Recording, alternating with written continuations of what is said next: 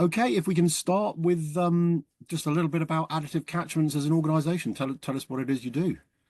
Sure, happy to do that. So Additive Catchments is majority owned by a non-profit, and it has been set up to help society improve how we make decisions in nature, both good and bad ones. At the moment, it's a little bit, if you take a kind of a medical diagnostic metaphor, it's a little bit like we don't have any um, X-ray machines or diagnostic tools really in terms of what is happening in nature and the implications of the decisions that we make. And Additive Catchments has been set up to bring that diagnostic data and decision support capability not only to water companies but all catchment stakeholders globally. Okay, and to that point, I believe you fairly recently launched, introduced, whatever. It's the Catchment Monitoring as a Service platform, and that is, promising to revolutionise river health monitoring. I think you're leveraging buzz topics, shall we say, like yeah, everyone's talking about AI at the moment. So you've got AI, IoT, big data, with the idea of real-time insights, and I guess proactive rather than reactive pollution management. So yeah, tell us a bit more about the Sure. development of it and why it's so important, if you like. Sure. So it's very topical too. Just Hmm.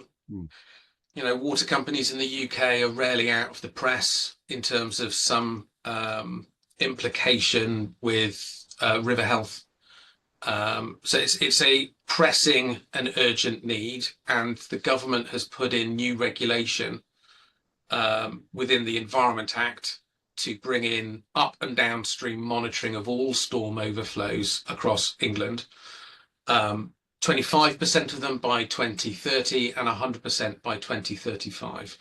And that monitoring will be continuous. So every 15 minutes, samples will be taken through remote monitoring stations, looking at the quality of water up and downstream of those assets.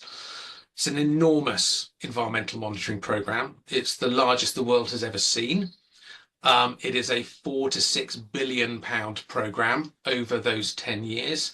And we fundamentally think that that scale of investment should be leveraged to look at all of the possible monitoring that could be used from it, thinking of it more like a catchment nervous system to look at agriculture and its role in agricultural runoff or in the reduction of it, highways, utilities, property development, regulated industry, etc., etc. There's a range of different stakeholders as well as water companies that we need to better understand their activities' impact on river and environmental health.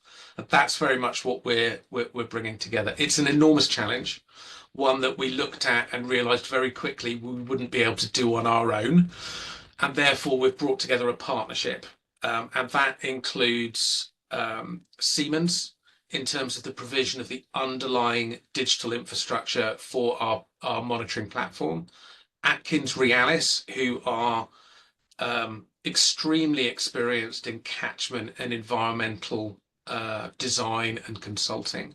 Capgemini in terms of IoT or Internet of Things sensors, because all of this is connected via the Internet of Things from sensors in the field back to HQ, and parties such as the University of Plymouth and the Rivers Trust to make sure that this data is being validated in an arm's length academic way, and we're engaging with communities in a proactive way. Fundamentally, we think that this is a watershed moment. God, that's a terrible metaphor, but we think that it is, where the water sector can either bottom out and turn around the public perception of how they are stewards of our rivers and leverage this new monitoring platform and regulation to bring transparency and action to the sector. And that's very much what we're looking to do with them. Or if we get it wrong,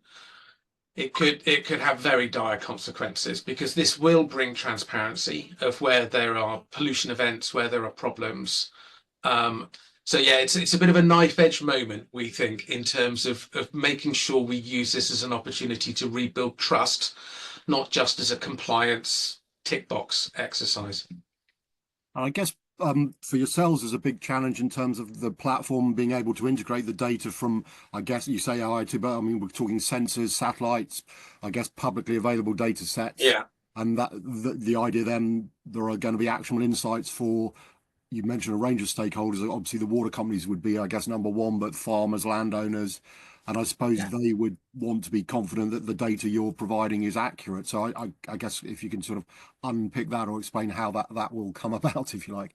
Yeah, I think the first thing to kind of acknowledge is that river catchments are systems.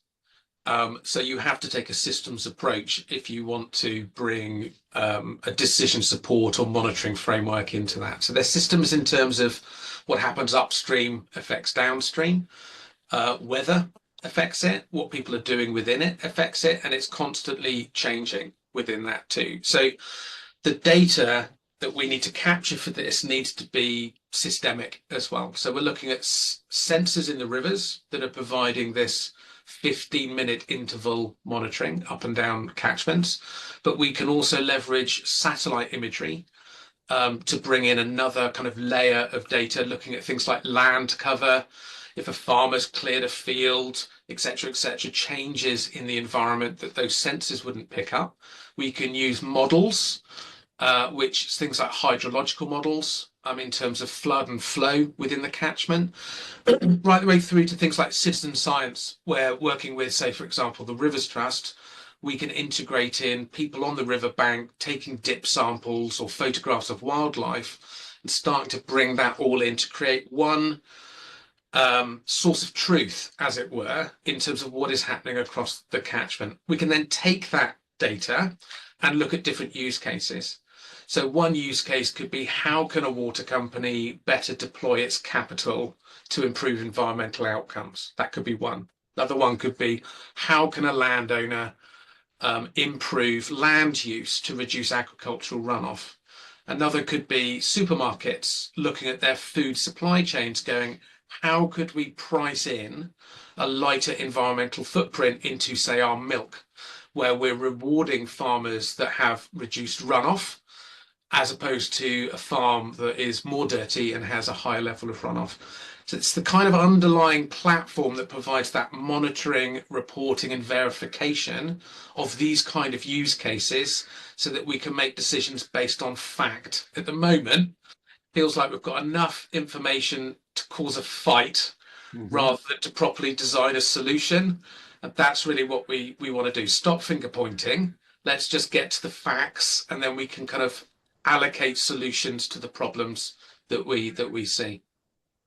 Okay, and in terms of, I mean, it came to our attention because I think you'd made the announcement of the partnership with Capgemini in particular. So just be interested as to what they bring to the party in terms of helping to accelerate the project, the platform you're developing, and also I guess with water companies in mind, in terms of, I guess there's two things in there. They've got to meet their regulatory obligations, if you like, but Yeah. also I think you explained a minute ago, it can help them reduce costs, carbon emissions, and so just yeah, what's the Capgemini partnership doing? Let me split that into two then. So I'll split it into kind of a bit about CAP and then a bit about the water companies. So clearly what we're doing is complex with a lot of tech, a lot of sensors that need to have a long product life cycle, and they need to connect very consistently with a high level of confidence to our network to provide this data in a format, first and foremost, for water companies to meet their regulatory obligations. And that is 15-minute monitoring from each of these locations.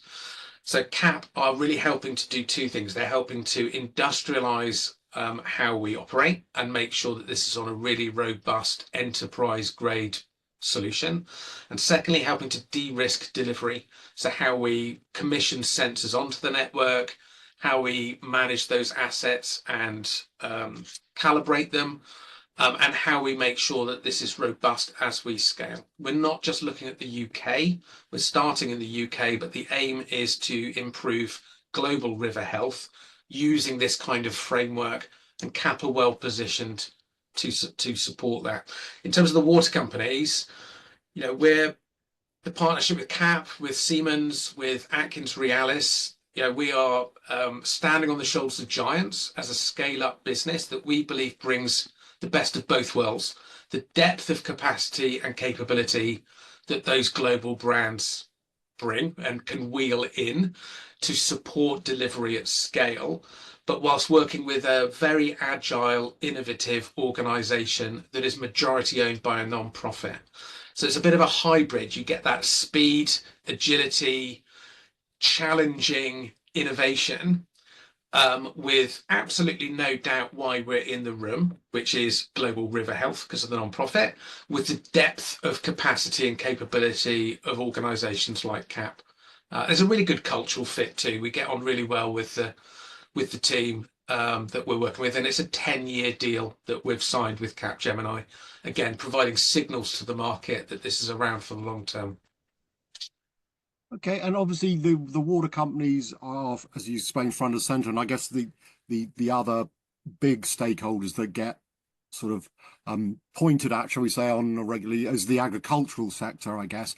So, Yeah, what are you hoping that you can bring to them in terms, I suppose, understanding, monitoring and understanding farming impact on local water, but also helping farmers who wish to, and hopefully that's most of them, if not all, to adopt more sustainable models, enhance biodiversity, etc. So just how yeah. you will help the agricultural farming sector improve their practices. I think the last thing farmers need is someone else adding stick rather than carrot. My sense as being a Devonian, having been born and brought up in a rural area, is a tough lot that the farmers have got. So what we're trying to do is two things. The first is reduce risk for those farmers, and the second one is to introduce new revenue opportunities for them too. So in terms of reducing risk, they have legislation that they have to align with in terms of runoff and agricultural footprints. And we want to help to identify where there's problems and work with them to address them. More often than not, if there's a problem, the farmer isn't aware of it because they don't have these data points to be able to understand it. And if they are breaching those compliance thresholds, it can endanger funding for the farm as well. So this is a way to kind of make sure that they're compliant so that they're not risking existing activity going in. Secondly, revenue improvement. There's a lot of nature-based solution activity that is available, such as tree planting for improving water quality, nature-based solutions for biodiversity improvement, etc. But there's a lack of monitoring, reporting, and verification again for that. And this framework can provide that. So it's a way to start to look at things like green infrastructure. A water company would prefer to build a reed bed or a wetland to sequester phosphate, for example, rather than build a big phosphate stripping facility out of concrete with the huge carbon footprint that would have. The problem is that wetland doesn't have the same kind of engineered outcome guarantee that a phosphate stripping plant would have. That's again what we're really trying to do, provide validation of the outcomes of these green infrastructure projects that represent significant revenue opportunities for farmers. So it's really those two things. It's helping to reduce risk, engaging with them and listening to them, providing those data points to them, and helping to bring in some new revenue opportunities. Okay, and in terms of what it is you're doing in the UK, and then how you, as you mentioned earlier, you want it to become something of a template in terms of global environmental monitoring.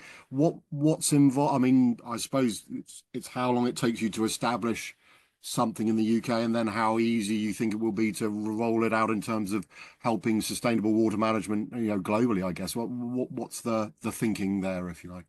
So there's a strong regulatory driver in the UK.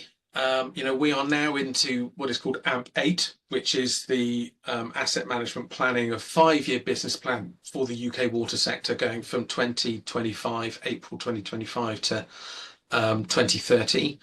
all water companies need to start their continuous water quality monitoring programs, which is what we're talking about, by the end of this year.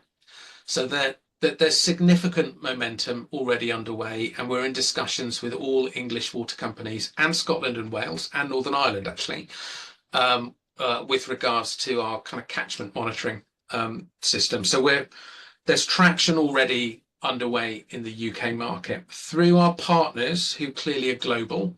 We're also in discussions with water companies and governments in France, Poland, Norway, Belgium, Canada, Australia, and others, looking at how similar challenges, because river health issues is not unique to the UK, the European region as a whole, only 10% of rivers achieve a good ecological status, and Europe is pretty good compared with the rest of the world. So there's commonality here in terms of the challenges that we're facing, and legislation in those other countries is likely to follow suit with what's happened in the UK. So what we're looking to do is kind of leverage that opportunity, understand where there's appetite with other water companies and governments, and look to support that momentum globally.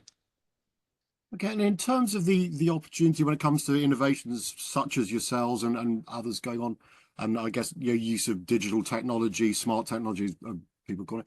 I guess what do you think is the opportunity in terms of promoting sustainability, ESG, of both with river health and I guess for the water I mean, yeah, I suppose the question is more or less where are we now and what's the, what more can be done using some of these innovations? Yeah, I mean, the current platform that we have, we view very much as a beachhead or as a launch pad for what else we can do. We've designed it so, yes, it's meeting Section 82 of the Environment Act's regulatory requirements, but it's got spare capacity for us to put different monitoring equipment in, to bring in other types of data, to do things like monitor biodiversity using eDNA, for example, or bacterial load in rivers and public health, even through to things like the levels of antibiotics in waterways, and be able to kind of bring in different use cases around how that can be managed. There's a ton of innovation that can be done around this. And as we look internationally, it changes from water quality to things like water as a resource. How do we protect water going into an era of scarcity with climate change? How do we manage that more effectively as a solution and as a system? So yeah, there's significant innovation still to come. We're seeing this very much as kind of the dial tone of getting this backbone of monitoring in place and then opening it up to society to go, how else could we leverage this infrastructure?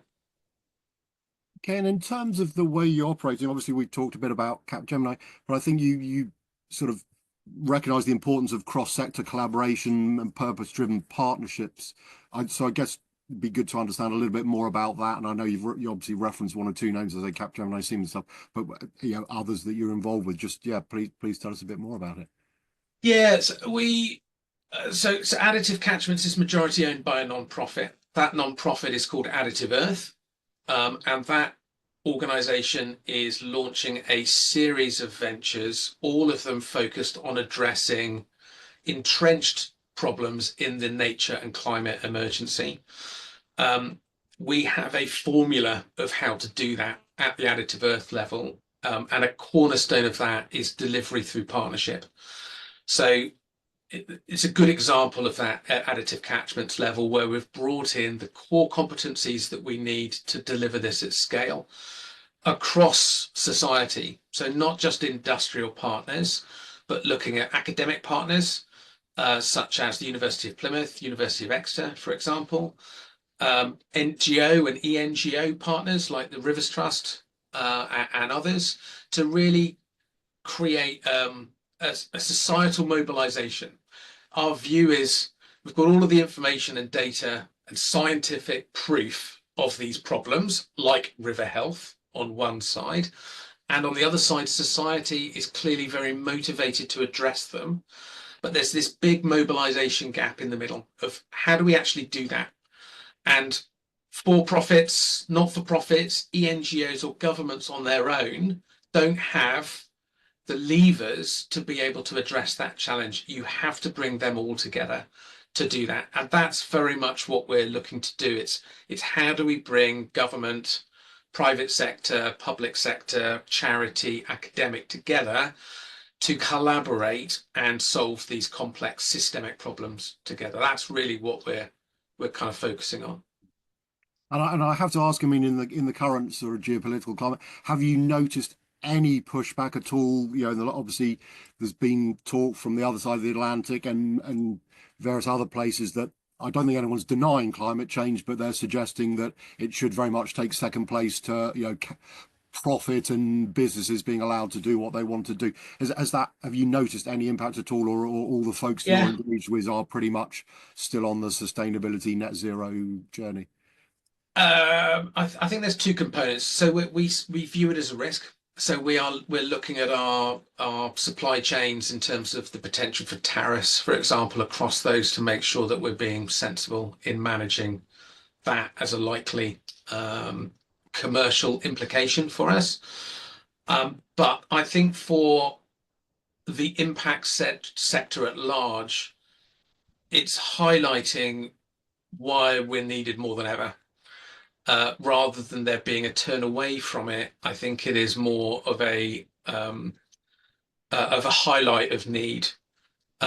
We have seen, not personally, but across the sector, um, so much uncertainty causing investment and philanthropic giving to kind of go back to low risk, stable state investments rather than growth or innovation. But we think that that's going to be a short-term thing. It's not impacting us, and there is still a lot of passionate people and investors out there that are keen to do this. Our key thing really here is how do we normalize green investment like this and create the same kind of certainty, return, and time frame as mainstream investment. That's the challenge. I don't think that's changed.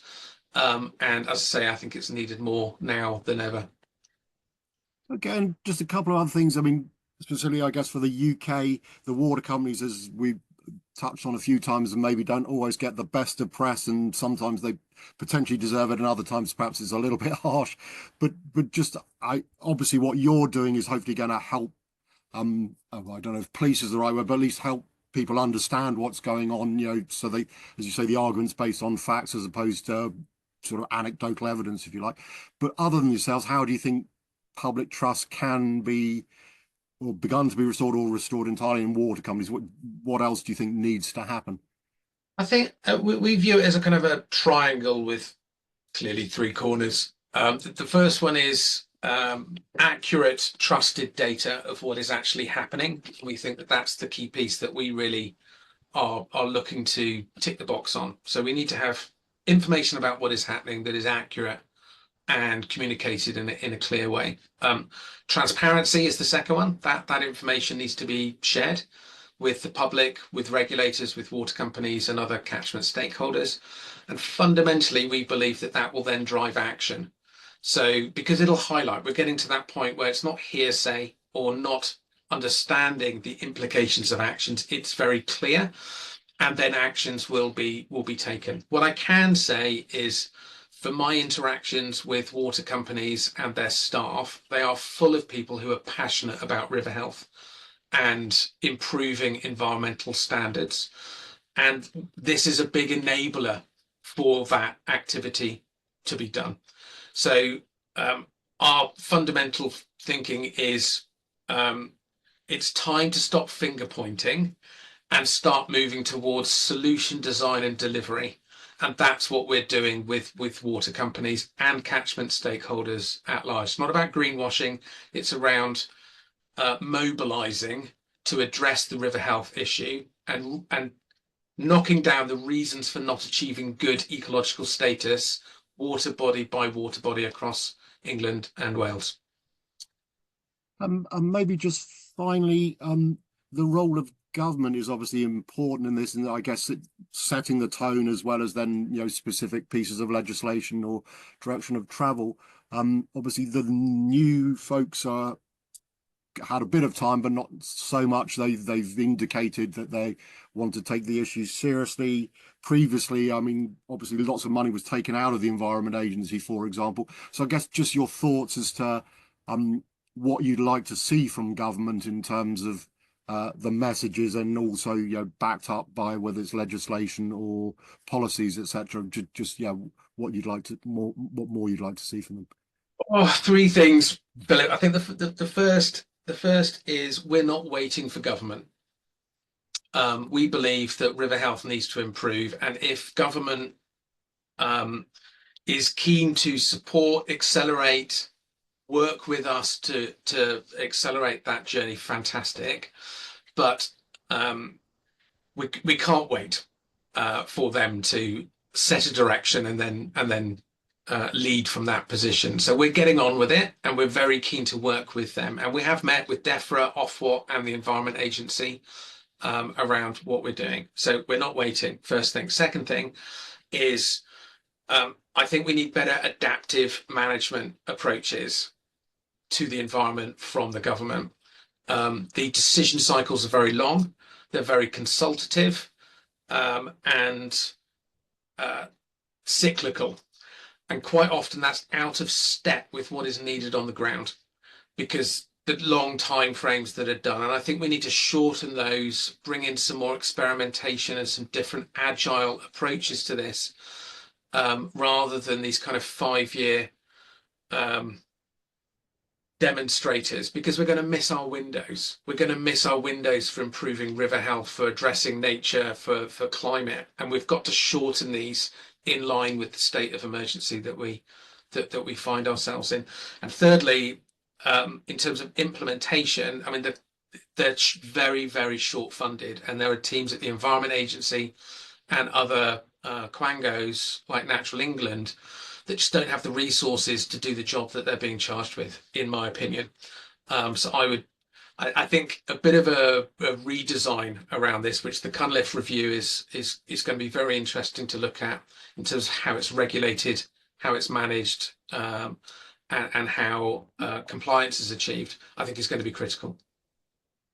And maybe just one final question. I'm always intrigued because clearly the world has gone digital or is going digital.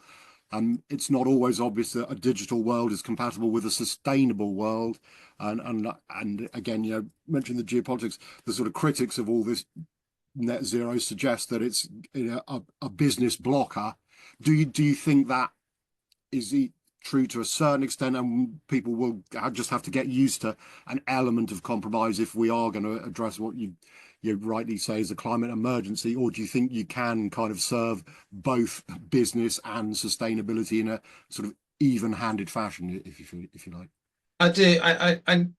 Yeah, two thoughts. So the first is we deliver this as a net zero service. So we've designed as much carbon out of our delivery model as we can, and then we locally offset the residual carbon footprint of delivering the service. So, yeah, key point.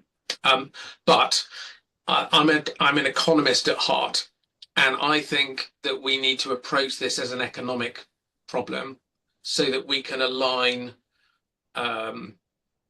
corporates and the environment together. And I think that's very much where we need to kind of to look at this, and where the government, I think, has a role to play. Where there are key alignments here. So it's not just business doing it because it's what's right. They're doing it because it's good business to do that. And I think the inability of water companies to easily raise finance is a good example of how the reputational impact of environmental stewardship has impacted their investment and corporate positioning and ability to raise finance. And I think having that clarity between environmental performance and commercial and stock performance is key moving forward. Absolutely critical to get the economics of this right. And I'm just wondering, there is it also potentially the problem that I guess the investment, etc., tends to think shorter term. I mean, theoretically, as I understand it, within 20 years, if things aren't drastically different, pollution is going to be a massive issue, but water shortages, etc., and those are going to have massive impacts, which are going to trash loads of businesses, etc. But obviously, in the short term, people think, oh no, we can carry on as is, and if we do, too much mitigation, it's going to cost us money. So, is there need to be that sort of change of priorities from what matters today for business, as opposed to the fact that they might not be around in 10 years if they don't, go down the sustainability route because, their customers' premises be flooded, whatever it is, the climate emergency is that drastic that it will just Yeah. completely change the rules, if you like. I think we need to take it on dual tracks. I think we need to look at these kind of pressing, urgent, important, short-term challenges, but at the same time keeping a really clear eye that there are some super tanker scale issues coming down that we need to be managing and mitigating, like water scarcity and flood. So it's both extremes, around that, certain rivers running dry and the environmental impact and human impact that would have. We need to be managing and planning and mitigating for this in a responsible way. So I think we need kind of two plans. You almost need two teams, one that is focused on the here and now, operational, focused on that, but almost a red team that is going, yes, but what about this? How is this going to happen for the next generation, etc., etc., and starting to advocate for that longer term view and position. And I would really like to see that in government and in water companies. Okay, we have covered a lot of ground, and you give me a lot of time, so I appreciate that, and some fascinating insights, obviously, into what you're up to and just your thoughts about the ecosystem at large. So, Rob, really appreciate your time, and I know, as you shared before we started, you're off on holiday soon to is it South or Central America, Costa Rica? So you will see a different kind of sustainability and issues there. But at least for now, appreciate your time, Rob. Thanks very much. Thank you. Thank you.